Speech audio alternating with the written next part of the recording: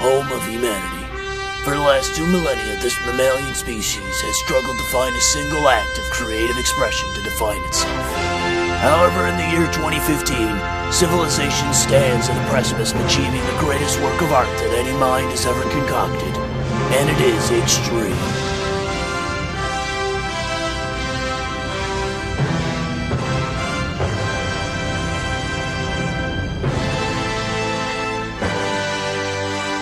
This video is sponsored by Dead or Alive Extreme 3 and Play Asia. Link in the description.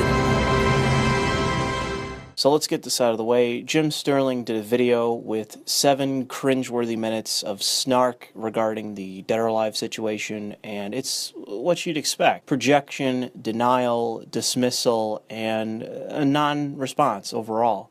I didn't do nothing, Nita didn't do nothing, nothing to see here. There's a grand conspiracy by multiple foreign companies to push this product because no one buys the franchise that we've been listing as the most misogynist, best-selling franchise in the industry. Gaming needs to grow up and change. But there's a contradiction here, and it's painfully obvious. Is Dead or Alive Extreme a misogynist juggernaut that needs to be taken down or else women will flee from gaming?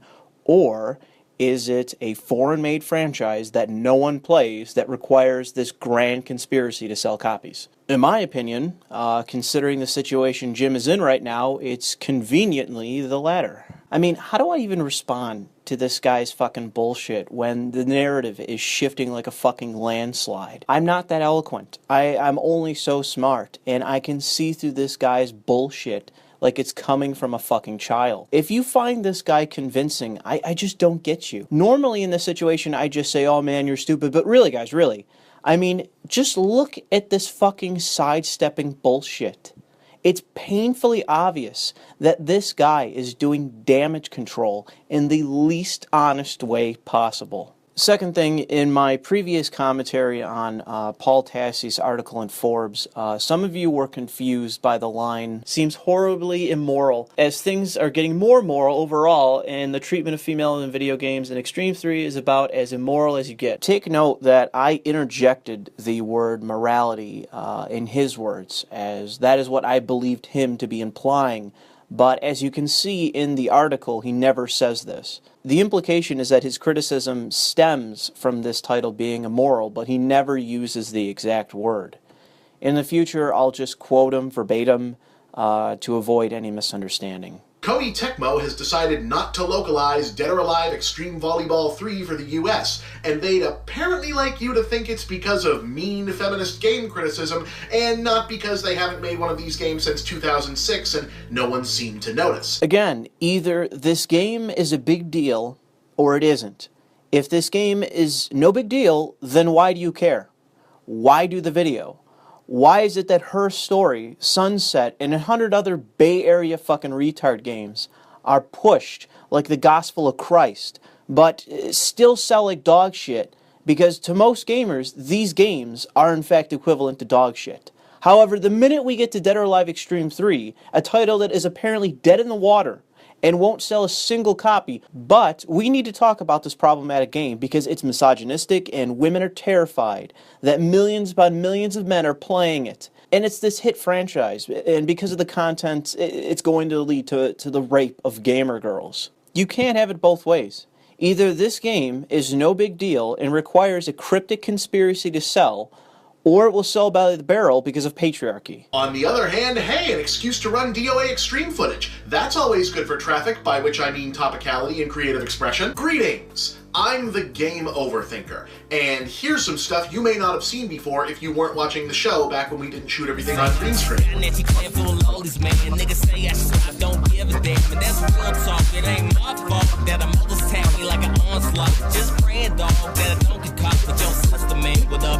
I feel like this is is something my generation of consumers has managed to forget, mostly because very powerful market forces were very invested in us forgetting it. Just as you are not the sum of your stuff is not your friend, nor are the people who make it and sell it to you, no matter how much their marketing tried to convince you otherwise in the 80s. Now, for sure, it's not like anyone is still fighting the console wars to any serious degree. Today, the lingering after effects of growing up in a gaming culture where corporate sales departments worked really hard to instill an imaginary sense of community and mutual affection into the process of you giving them money tend to take a more insidious and pathetic form. Like when people decide to harass game critics for giving low scores to things they didn't play yet but have already decided they love because you don't get to talk that way about Mama Ubisoft's home cooking what I was raised on. This is a straw man argument along with many other things. I'm not defending publishers from critics. I'm not protecting developers from critics. I'm a gamer saying to ideologues to stop lying, stop demonizing the consumers, stop slandering artistic works that, unlike the lazy, contrived shit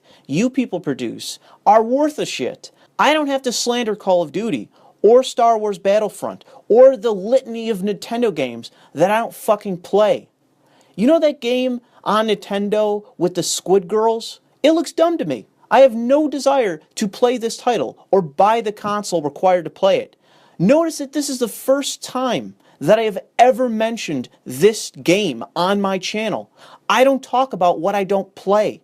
But oh, that's a problem for the critics, isn't it? They slander these games that they don't buy and they haven't played. And when they do play and critique them, their criticism is only helpful to other Bay Area mental defectives, not people that are interested in the actual fucking game. So Koei Tecmo made a decade-later sequel basically no one was asking for to a series nobody really cared much about when it was new that was a spin-off of a fighting franchise that's been on the wane ever since its original creator was pushed out. Following this attempt at censorship, now all of a sudden, this game is a commercial flop that no one would care if it ceased to exist. Paul Tassi. Derivative Marxist theory bullshit criticism. Note the word derivative. That, on the other hand, is worth bailing out because we need that ideology in gaming. It's not like every single large publication, major commentator, and massive gaming organization isn't incessantly pandering to it despite the dissent of the consumers. Face it, ideologues, you are gaming's own Goldman Sachs. You're only around because you have loyalists everywhere that shelter you from being tossed out by the consumers. And for months, pretty much nobody cared outside of the kawaii body pillow fandom, I assume. Oh wait, what's that? Oh, you mean a share of the market actually still cares about this game? If a small portion of the gaming community still cares about this game despite years passing since the last release, that means in fact, yes, you fucking dunce, this game does have people interested in buying it.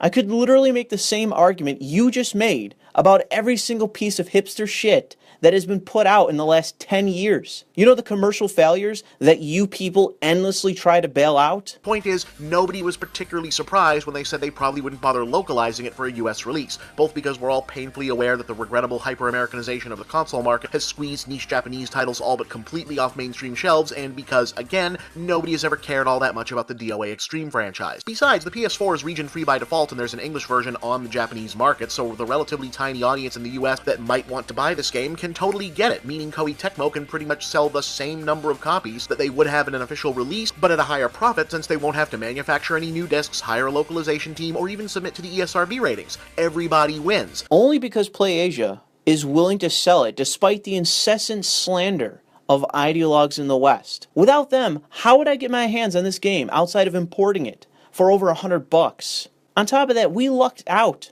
that the developers included subtitles, something that is not normal in my experience. For whatever reason, Japanese publishers, from my own fucking first-hand experience, insist on shitty dubs instead of just porting the games to the West with subtitles. But hey, Atlas games, totally fringe. No one cares. No one buys games like Persona 4, Catherine, or the mountain of other Japanese titles. Final Fantasy, totally niche. Nintendo, who are they again? Bob's totally right here. No one in America plays foreign-made games, especially from Nihon, what's this country called again? Except probably the players, since, only the first one of these games was any good. Then, suddenly, a few days ago, a Koei Tecmo community manager answered the umpteenth localization question like this. Do you know many issues happening in video game industry with regard to how to treat female in video game industry? We do not want to talk those things here, but certainly we have gone through in last year or two to come to our decision. That doesn't make any sense. And I'm not just talking about the bad English. I mean, none of that adds up. Whatever feminist social justice, whatever criticism of gaming is still actively cooking has largely moved on to championing alternatives instead of rehashing eye rolls over sexed-up character designs. Bull fucking shit, Bob.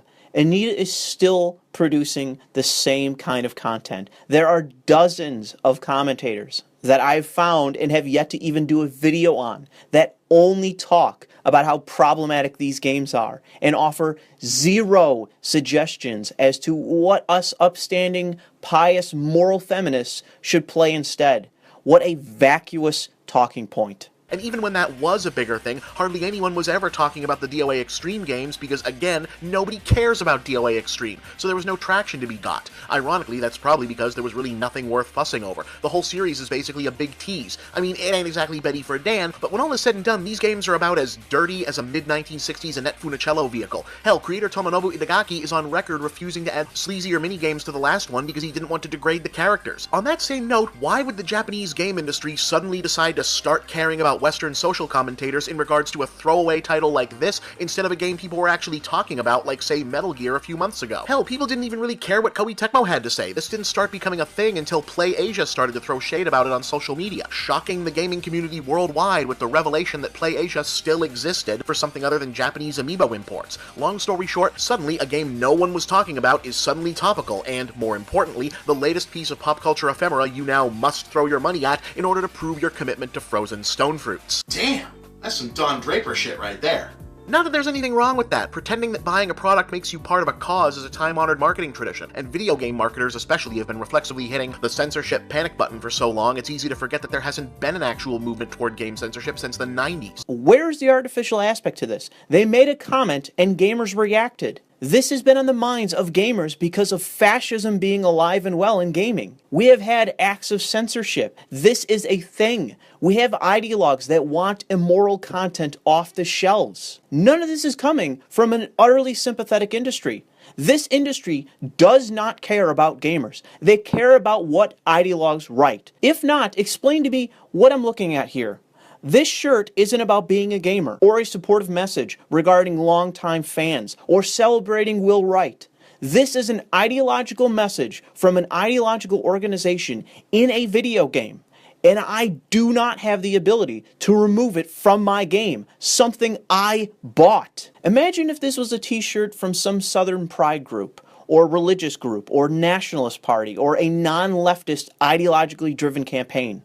I don't want Bernie Sanders shirts or Trump hats in The Sims. I don't want fucking ideology in video games, and you people only want your side of it featured.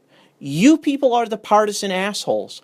Gamers want non-partisan companies, and if we must fucking have cynical political messages in games, at the very least, make them bipartisan. If you want Bernie Sanders shirts in The Sims, you should have no problem with Trump hats as well. You aren't going to find a right-wing guy that I'm going to vote for or support in any way other than giving them credit on occasion when I have to. But that doesn't mean that right-wing people aren't entitled to say whatever or support whoever they want to. This is the fucking issue, though. This is why I use the word fascist so often, because so much of this revolves around a totalitarian mindset. I have a degree in political science. I am the definition of a political junkie, and I am a self-admitted political partisan.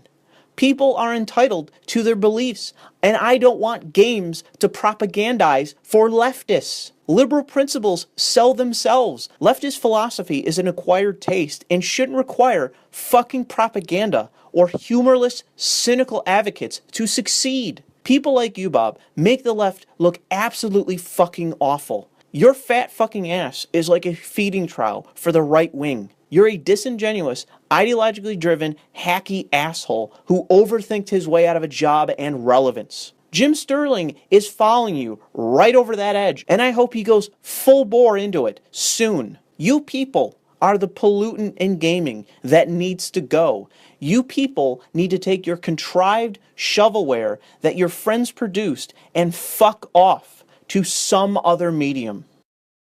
I'm sorry, I'm white!